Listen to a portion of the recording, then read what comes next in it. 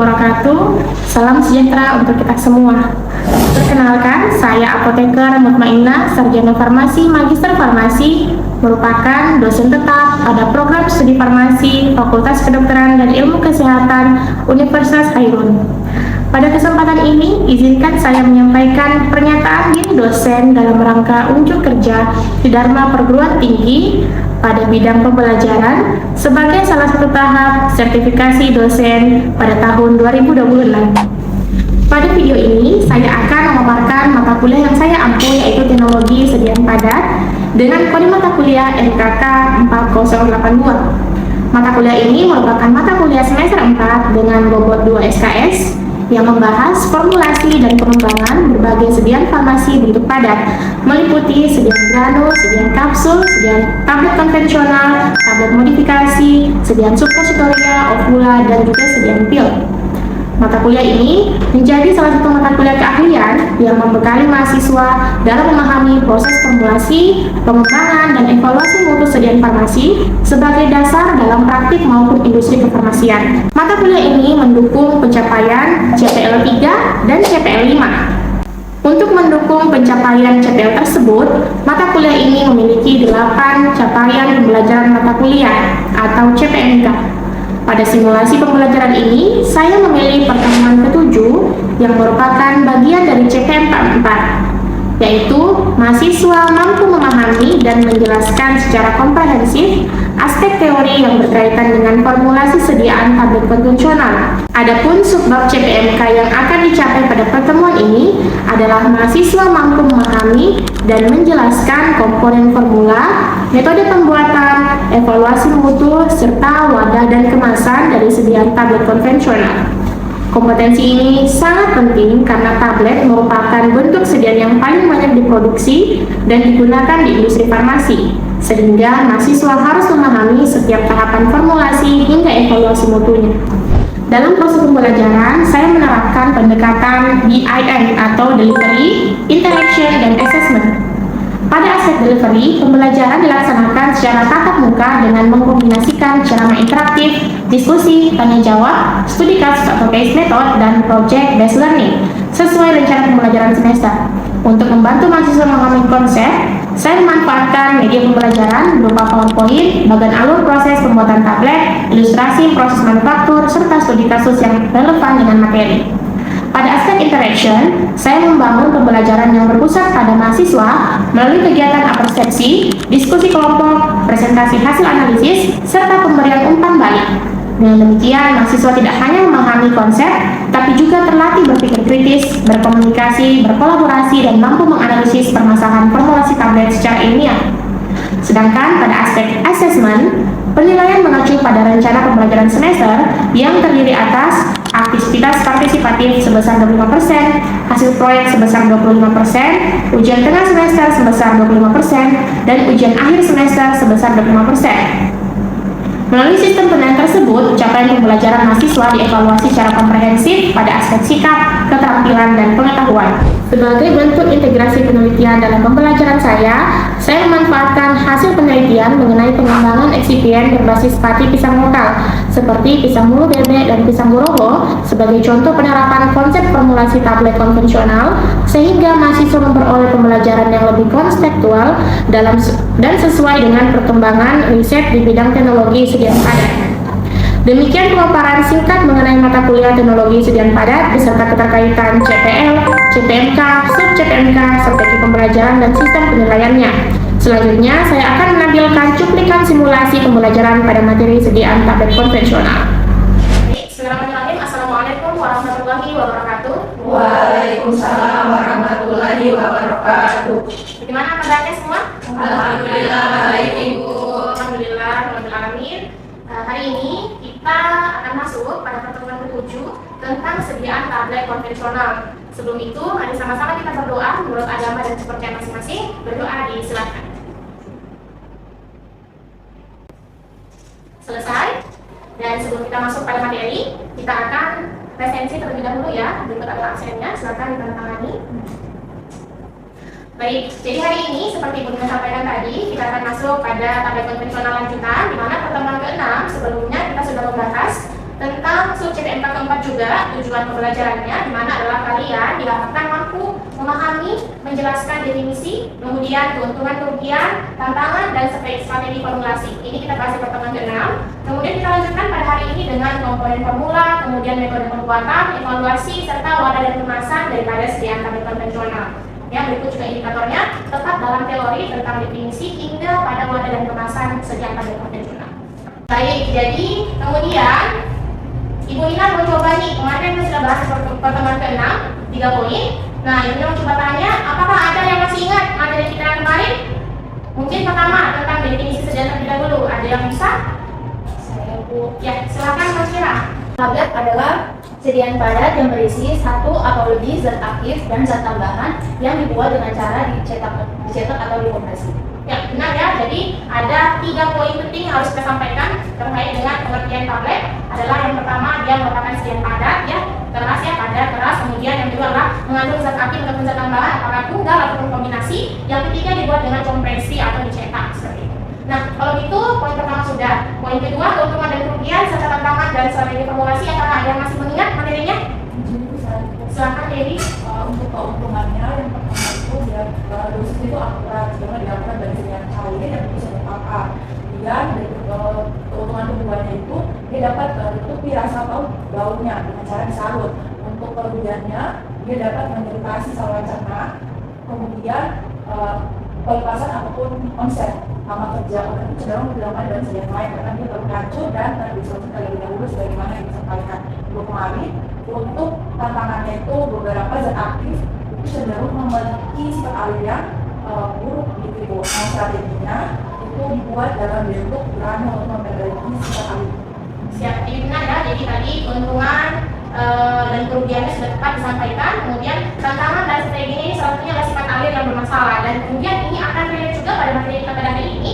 Masalah-masalah tantangan tadi kemudian bisa diselesaikan dengan macam-macam. Yang pertama itu bisa dari komponen formula kita perbaiki, kemudian dari metode, ya. Nah, kemudian kita masuk pada materi pertama. Jadi ini adalah beberapa contoh sediaan tablet di pasaran.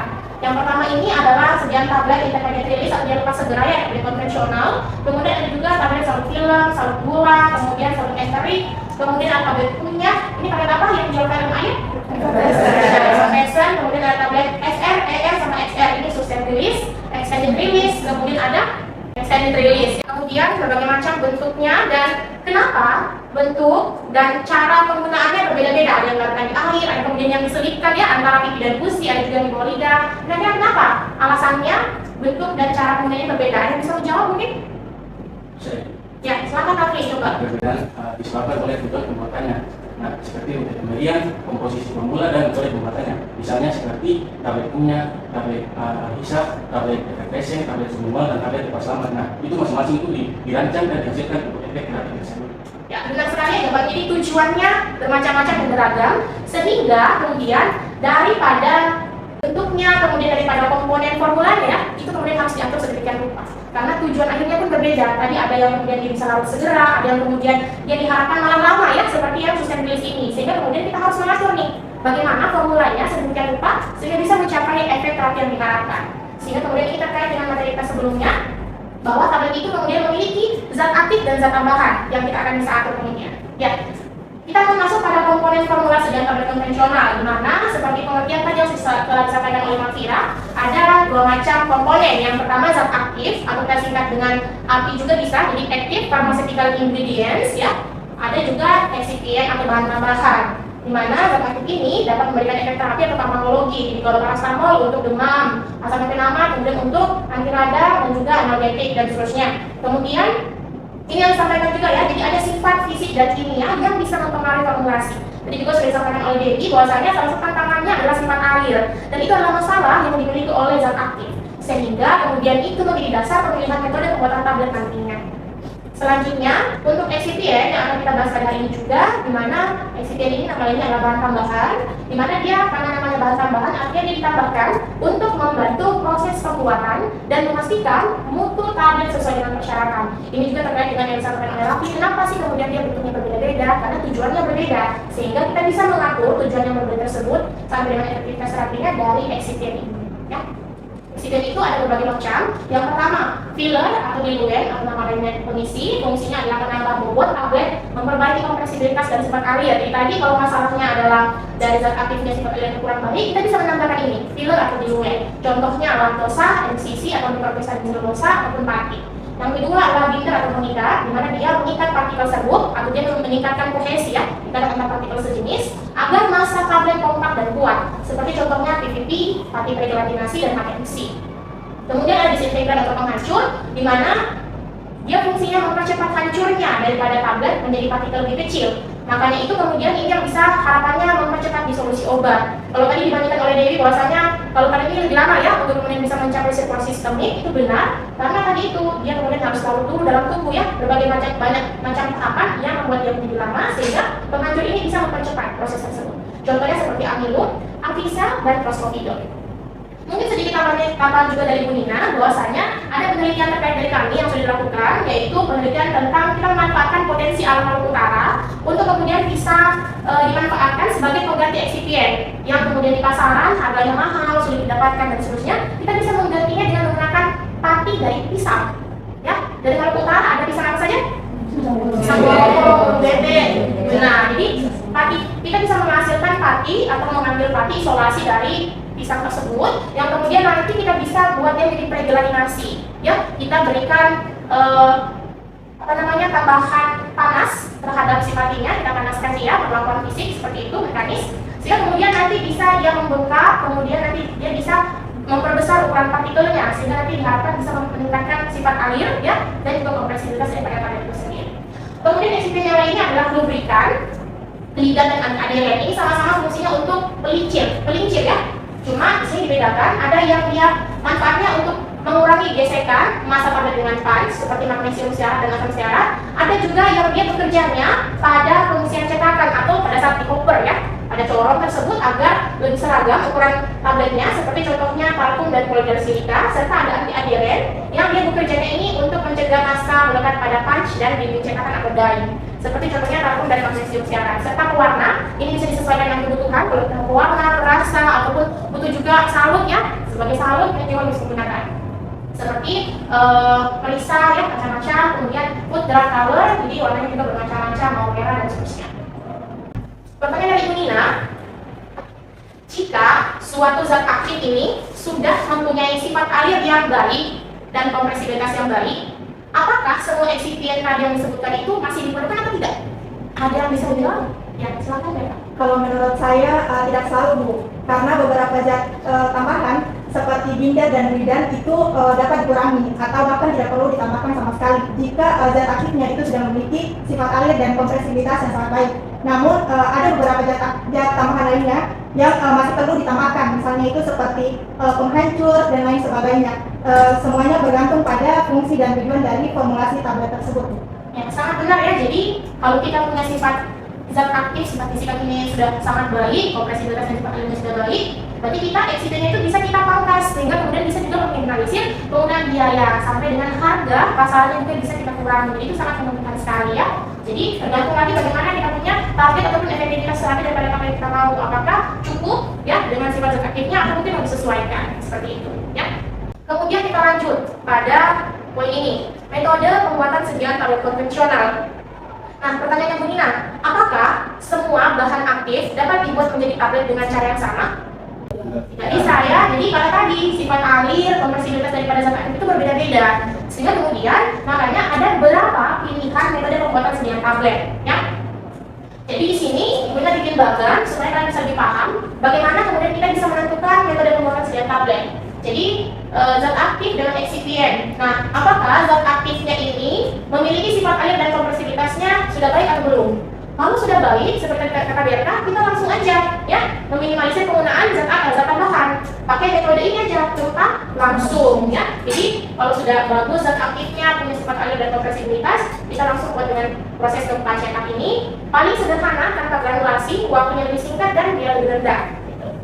Contohnya pada paracetamol dari compression, MCC, Spiridilatus. Kemudian jika zat aktifnya ini kompresibilitas dan sifat alirnya buruk ya atau tidak, ada lagi dua pilihan ya, dua pilihan.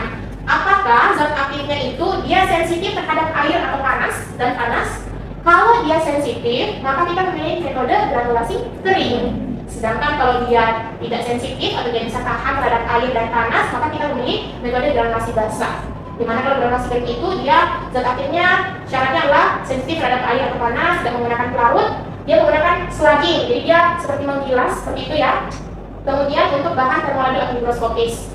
Kemudian untuk granulasi basah, ini serbuknya sama ya untuk zat aktif yang sifat air dan kompresi bebas mulut. Kemudian bedanya dia menambahkan pengikat dalam bentuk basah ya, jadi ada pelarut yang ditambahkan khusus. Kemudian bisa menghasilkan granul yang lebih kuat dan seragam.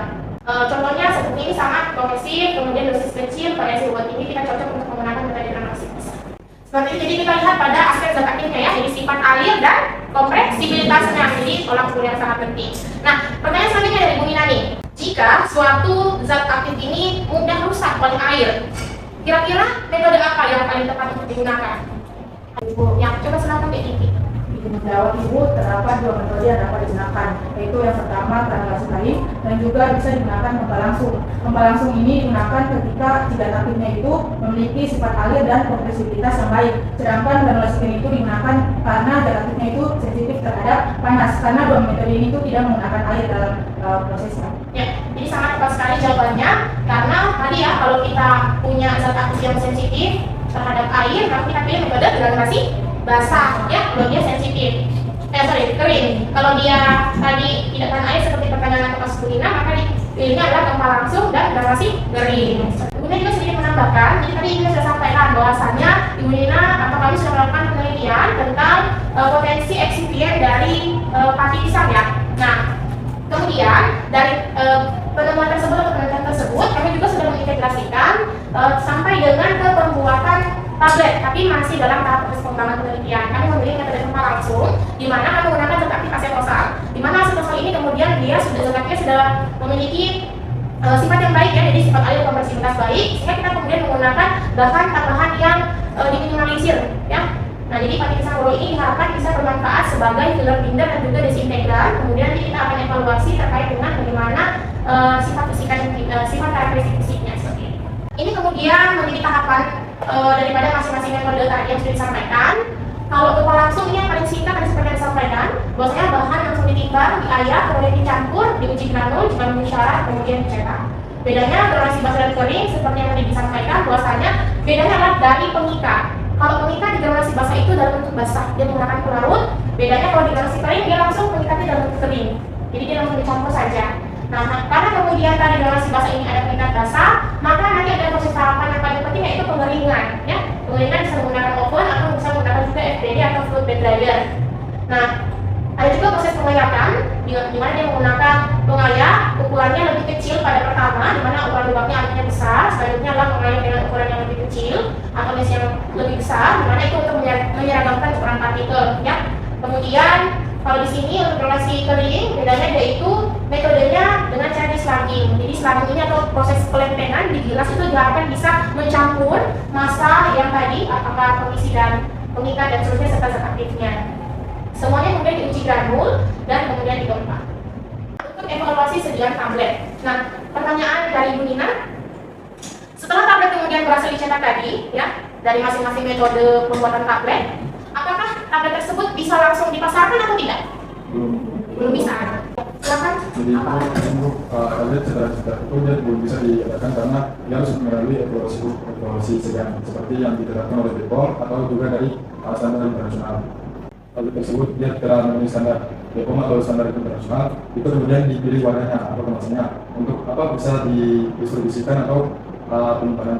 Ya, jadi penting ya untuk kemudian dilakukan evaluasi ini benar karena tadi ya kita perlu harus memastikan mutu atau kualitas daripada karya yang kita hasilkan ini apakah betul-betul layak berkualitas seperti persyaratan yang telah ditetapkan dari literaturnya pada Farmakope, BPOM, bahkan sampai dengan FDA, yang kemudian nanti harapannya ini bisa mempertahankan sifatnya itu pada saat proses distribusi sampai hingga ke tangan pasien.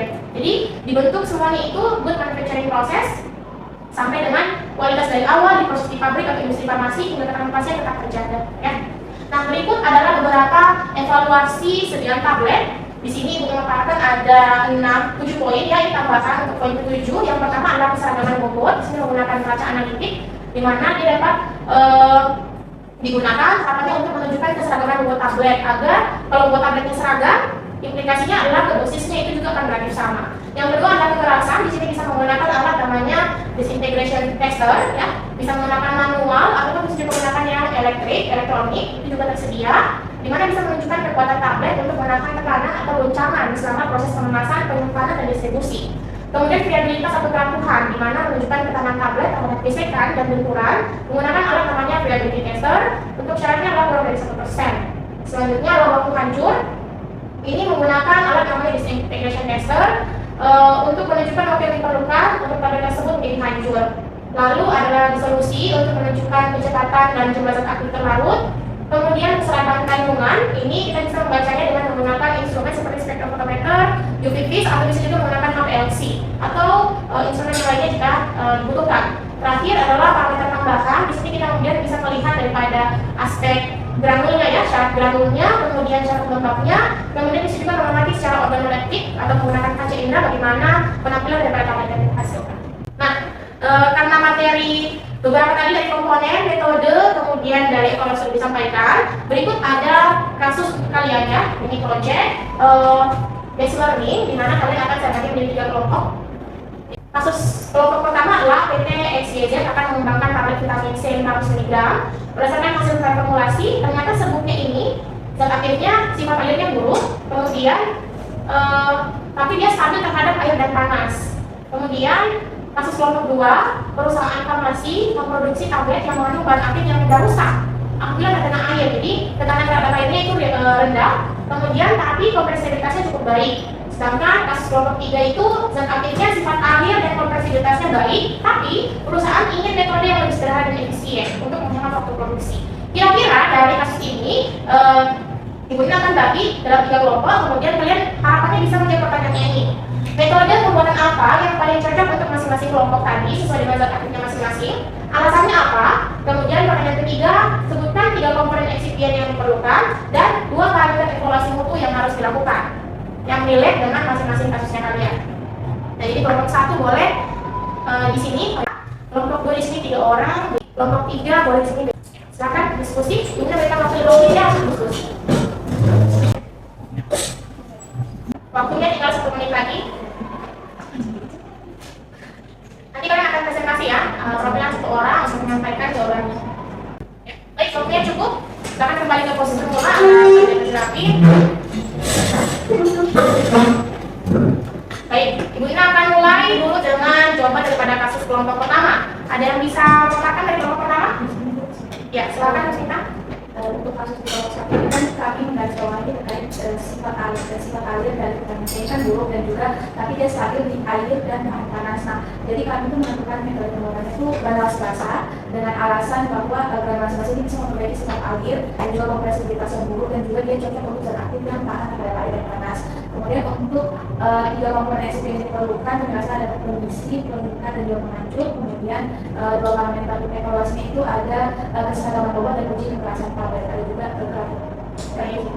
Kemudian dari kelompok 2 seperti apa? Dari kelompok 2 kasus yang kami akan sebuah perusahaan yang akan memproduksi tablet yang mengandung zat aktif itu. Kemudian dari kelompok 3, silakan mengatakan silakan. Jadi dari kelompok 3 itu disebutkan bahwa metode yang kami gunakan itu adalah pengalaman karena melihat bahwa api itu dia bersifat memiliki sifat air yang baik dan juga kompresibilitas yang sangat baik. Kemudian eksipien apa yang kami pakai itu ada kondisi, penghancur dan juga lidan. Kemudian parameter yang sebaiknya kita gunakan itu ada namanya ini uji keseragaman bobot dan parameter lain yang dapat menunjang untuk kebaikan dan kualitas. Baik, saya rasa semuanya Anda sudah paham, ya, terkait dengan konsep bagaimana kalian bisa memilih metode pembuatan, kemudian komponen yang diperlukan serta parameter evaluasi. Jadi benar semuanya dari jawabannya, bahwasanya kita lihat aspek zat aktifnya terlebih dahulu. Kalau zat aktifnya ini memiliki sifat air yang sudah baik, kemudian kompresibilitasnya baik, berarti pilihannya adalah yang diharapkan adalah metode pembuatan langsung, karena itu kemudian bisa meminimalisir daripada penggunaan zat tambahan dan juga sampai dengan biaya. Jika memang ada masalah pada kemudian zat aktifnya, kompresibilitas ataupun sifat airnya, bisa memilih metode granulasi kering dan basah kembali pada sifatnya masing-masing, sensitivitas masing-masing zat aktif. Jadi harapan Ibu Ina kalian bisa memilih di kemudian hari terkait dengan metode yang tepat, kemudian komponen serta parameter evaluasi dari masing-masing wadah dan kemasan. Ya. Untuk wadah dan kemasan sediaan tablet konvensional, di sini tujuan kemasan adalah melindungi dari kelembaban, dari cahaya, mencegah kontaminasi dan mempermudah distribusi. Untuk pertimbangan pengemasan, jika zat aktifnya mikroskopis, kita bisa menambahkan besikan, ya. Besikan ini seperti silika gel, charcoal atau arang aktif, kemudian kalsium chloride. Kalau dia zat aktifnya sensitif cahaya, kita menggunakan botol gelap. Jika effervescent, ya, kita bisa menggunakan wadah kedap udara karena dia mudah berinteraksi dengan air. Untuk jenis wadahnya, di sini kalian bisa lihat ada 4 jenis wadah, bisa pakai blister dengan bahan PVC ataupun aluminium. Kemudian ini bisa menggunakan jenis wadah strip. Kemudian bisa menggunakan botol HDPE. Di sini biasanya untuk tadi ya yang sensitif terhadap cahaya. Kemudian bisa juga menggunakan botol kaca untuk stabilitas yang tinggi ya, tidak mudah berinteraksi. Seperti itu, ada botol kaca, ada juga botol plastik HDPE. Tinggal sesuai dengan kebutuhan masing-masing dan target marketingnya juga. Seperti itu. Nah, jadi karena semua tadi sudah disampaikan dari metode, kemudian komponen, evaluasi, sampai dengan wadah kemasan, silakan kemudian kalian ada kuis 10 nomor dari Bu Nina terkait dengan materi hari ini. Silakan bergabung via aplikasi Playground. Silakan mematikan kode permainan. Untuk setting 5 menit.